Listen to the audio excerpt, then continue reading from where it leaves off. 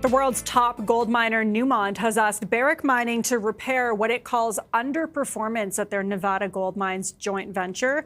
Newmont says its Canadian partner must fix the falling output and rising costs at the venture before Barrick's planned IPO later this year. So for more on the issues behind the tussle and future outlook for Barrick, joining us now is Martin Pradier, materials analyst at Veritas Investment Research. Good to have you join us. Thanks so much.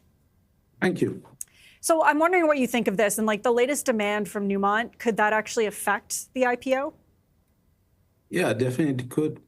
Our understanding is that they have the right of first refusal, and that's why they are demanding things. There is no doubt that we were expecting better from Barrick. I was a little bit surprised when they came with the guidance, and the guidance shows increasing cost and lower production for Nevada than what they had previously communicated. You would think that, as Newmont says, if you're going to do an IPO, you want first to fix the asset. So for fixing the asset, let's talk about that. What's behind the falling output, rising costs at the Nevada Gold Mines venture? Because that's what Newmont is kind of pointing to. Well, this is not new. If you look at 5 years ago, it has been going down more like 20, 30%, the production. So there's a bunch of issues, obviously. What is interesting is that Barrick said we're going to review this, and they took 4 or 5 months to review, and we were expecting that they will come with plans of how they could increase the output. And the plans that they came out, that were communicated to the market a few days ago, actually show a decrease in the output.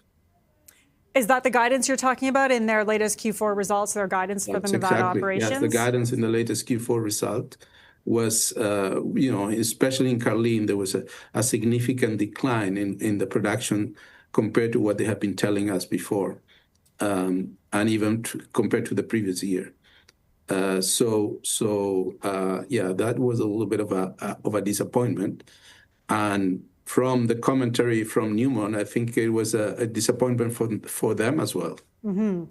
Newmont has previously shown interest in some of Barrick's, Nevada assets. Do you think, after seeing this guidance from Barrick, do you think they're still keen to have those assets? Well, I think Newmont is interested. I always thought that the play was that they will sell 15% in the IPO, and they're saying that they're going to keep 85%.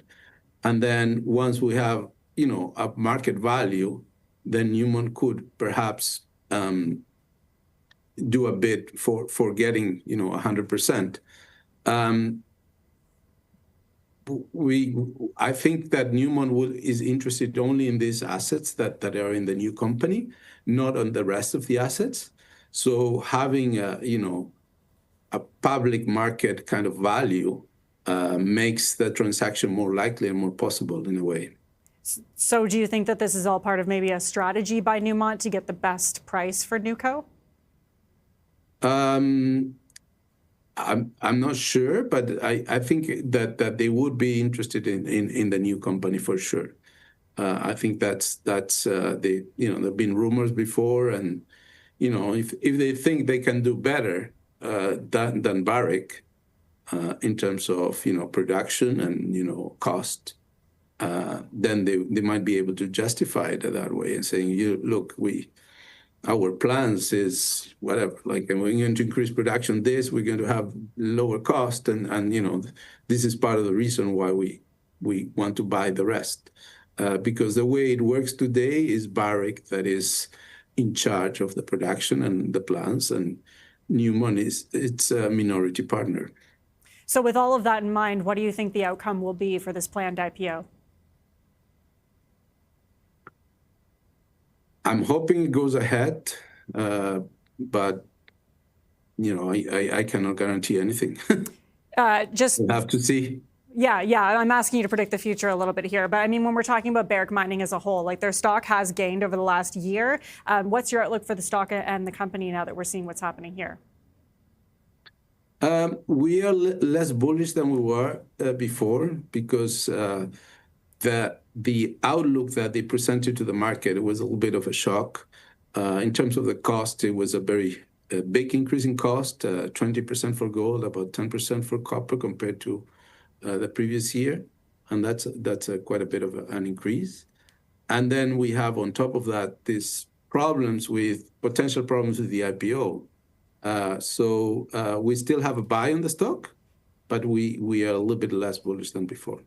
Barrick has been kind of lagging behind some of its competitors in this recent run that we've been seeing gold going on. I'm wondering, do you know why that's the case? They have some, riskier regions in Pakistan or in Africa. Is that kind of holding them back, do you think? Well, they had this big problem in Mali, right? So that was part of the reason. And the problem has been resolved, but at a high cost. I mean, Barrick has to pay a lot of money, and now the mine is not a low-cost producer anymore. It used to be one of the lowest cost-producing mine in their portfolio. Now it's going to be the most expensive, about $3,000 per ounce in the coming year, according to their estimates. So yes, there has been a big cost on that. Mm-hmm. And the other surprise was that they're now talking that they're reviewing Reko Diq, and it looks like it might not go ahead after how many years in the planning. So they're not so convinced that the risk is worth going there, because the mine is great. Okay. But the region is quite volatile, and I think a lot of people knew about it. Okay, we will leave it there. Martin Pradier, materials analyst at Veritas Investment Research. Appreciate your insight. Thanks so much.